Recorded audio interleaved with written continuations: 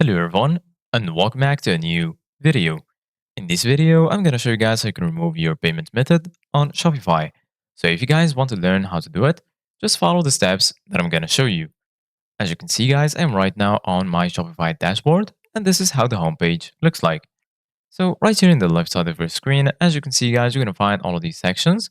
Here you're going to find the home section, orders, right here you're going to find products, customers, content, analytics, and marketing and discounts.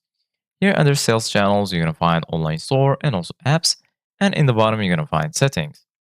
So basically, guys, what you need to do right now is go to settings, give it a click, and then you're going to be here in this page. Right here, you're going to find all of the different settings related to your Shopify store. So right now, just go here to the left side. You're going to find all of these sections. Right here, you're going to find general, plan. Here, you're going to find buy link, users and permissions, payments, checkout, and so on. Go ahead and click on payments.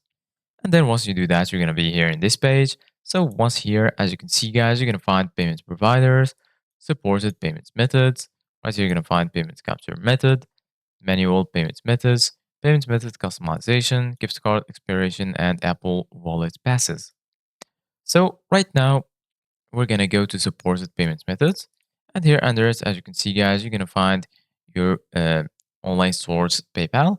And also you're going to find your other payments methods that you added. So right now, if you want to remove the payments method, you're going to find here in the right the option to remove it. You can just click on remove, confirm removing it, and then you're going to be easily removing your payments method. And then if you want to add another payment method, just click here on this plus icon, and then you can search for the payment method, and then you're good to go. So this is it guys for today's video. Thank you guys for watching. See you guys in the next video.